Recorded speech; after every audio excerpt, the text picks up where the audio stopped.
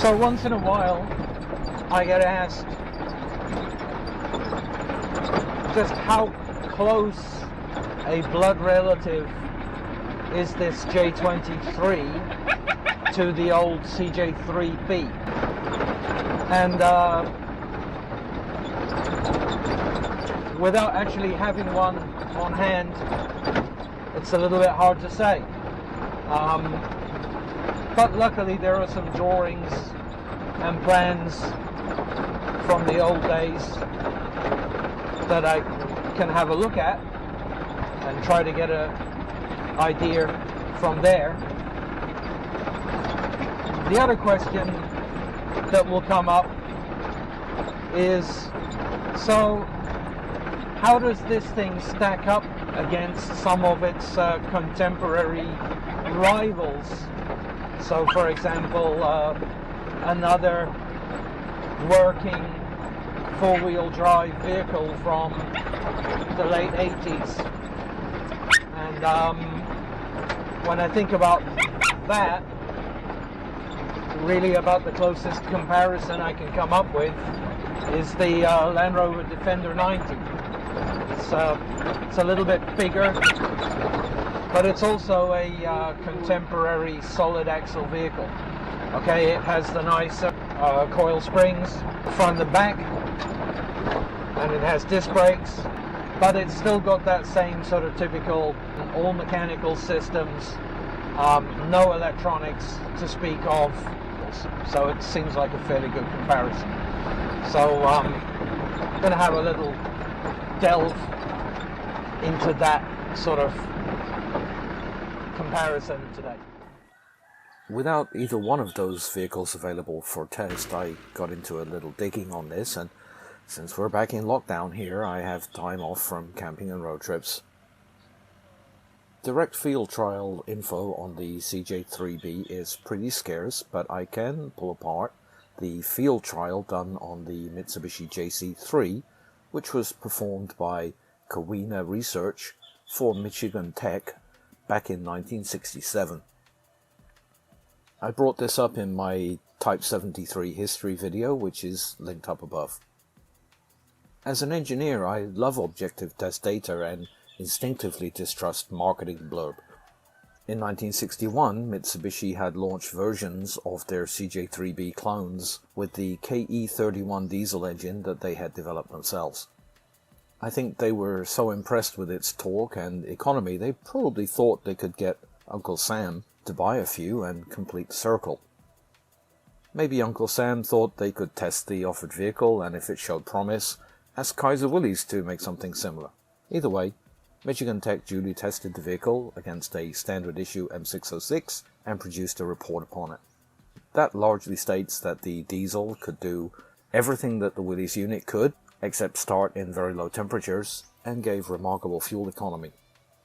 It was a little slower to accelerate on the highway and was rougher and noisier than the Hurricane-powered model, but no big fuss was made of that, and Uncle Sam isn't really in the business of luxury transportation anyway. Going over this report again gave me a few new insights. Despite my stated dislike of marketing talk, I do like old catalogs, and the old Mitsubishi ones are really gorgeous. Here's one from, I think, 1982, which gives some quite specific claims on the performance of the J53 model available then, which was a successor model to the J3. This is a little unusual for them and reminded me of the sort of materials that Land Rover used to put out back in those days. You can't sell vehicles to the military or even serious expedition teams with just vague claims or talk of conquering any terrain. They want hard numbers. So you see some fairly remarkable claims being made here in regard to side slope performance, and I was also struck by the difference in climb angle or gradability versus the figures in the manuals that I have from Mitsubishi. First, I wanted to have a quick comparison of a few numbers versus the CJ3B. I see that they are claiming 47 degrees for both approach and departure angles, which is impressive. A look at the CJ3B drawings shows roughly the same approach numbers, 46 versus 47 degrees, but the CJ3B drawing only shows 35 degrees for departure. So, looking at the J53 drawings from the manual, you can see easily that the approach of 47 degrees is there, but the departure figure is a full 10 degrees short of what's claimed in the catalogue. I'm also aware that the tub on the J53 is longer in the back than the CJ, so it's likely not 37 degrees either. By comparison, a Defender 90 from this era also claimed an approach angle of 47 degrees, but had an impressive departure angle of 48 degrees. Now, knowing that my J23 has a wheelbase that's a full 200 millimeters longer than the CJ3B or J53, and an even longer tub, I wondered about how much longer its tail is, and sure enough, it's noticeable. Nowhere near the 47 degree angle is possible for departure, not even the 37 degrees the CJ3B claims either. Adjusting the ramp angle here came up with a very unimpressive 26 degrees. Okay, not to be discouraged, I had a look round at some other numbers.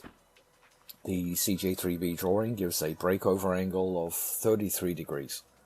The J53 drawing doesn't show that, but if you draw it in, it almost matches that at 31 degrees. Going over to Land Rover, they claim 149 degrees because they prefer to be obtuse, and that converts to the same 31 degrees if you just look at it the other way. My J23 drawing shows the effect of the longer wheelbase coming in at 29 degrees. So this is where a few numbers start to pop out at me. The J53 brochure again claims 43 degrees roll angle. That is, the Jeep could drive sideways across a 43 degree slope without rolling over.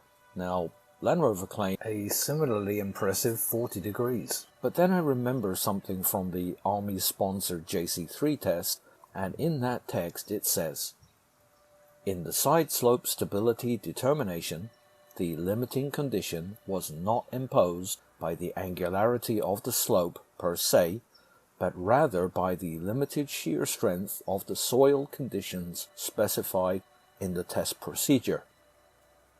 On packed dirt, the maximum side slope negotiated approached 35 degrees, and even in this success was marginal.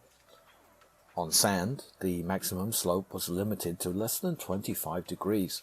Both of these figures are considerably less than the maximum safe tilting angle, 44 degrees, specified by the manufacturer."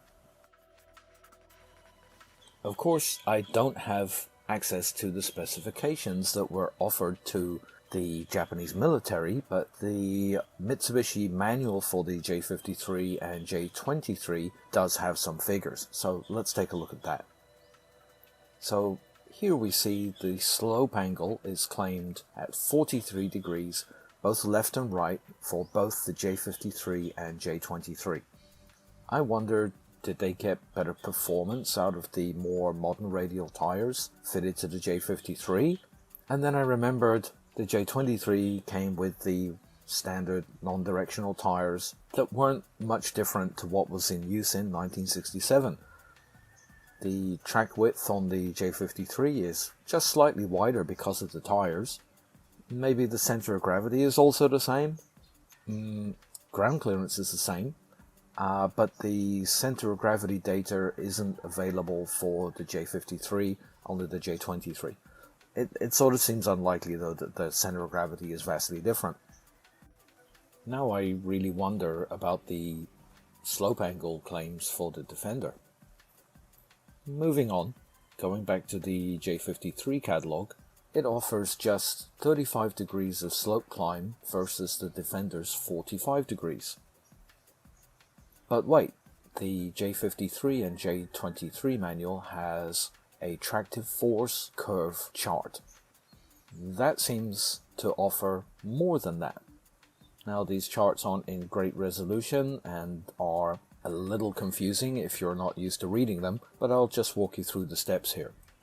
Now, here's the motive force that's available in high fourth gear.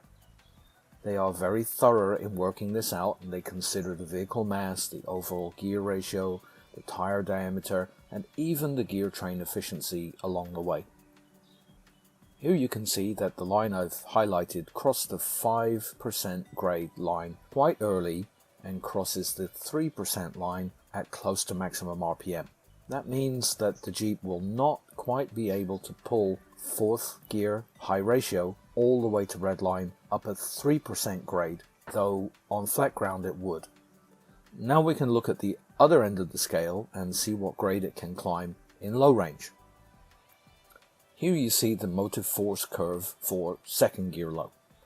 If we look over to the right, we can see that the curve was above the 50% line for most of its range, and even hits 55% at peak torque. So we know that we can comfortably climb a 50% grade in too low, which is a 22.5 degree slope. But what about the granny gear, you ask? Well, here you can see the 80, 90, 100 degree grade lines marked out. And here you can see how far the motive curve for one low actually is. Extrapolating, I'd say that it's up in the sort of range of 120% grade. So my guess here is that in the manual, Mitsubishi are publishing what the drivetrain is capable of pulling, and in the J53 brochure there is some honesty about what the tires and suspension geometry can manage. Perhaps what the JC3 tests at Michigan Tech show is the limits of traction more than that of tractive power. Is Land Rover then making claims for their powertrain and ignoring what their tires are capable of? Probably. Moving on, there are a few numbers which are very well matched. All three vehicles have about 200 millimeters of ground clearance, with the Jeeps just edging the Defender out. Land Rover are a bit cheeky, calling the Defender a 90 when the wheelbase is actually almost 93 inches or 2,360 millimeters. That's almost as long as a YJ Wrangler. The CJ3B and J53 are tiny by comparison at just 80 inches wheelbase. One surprise is that the track on the CJ3B is almost 2 inches less than on the Mitsubishi models at 1,230 millimeters versus 1,300.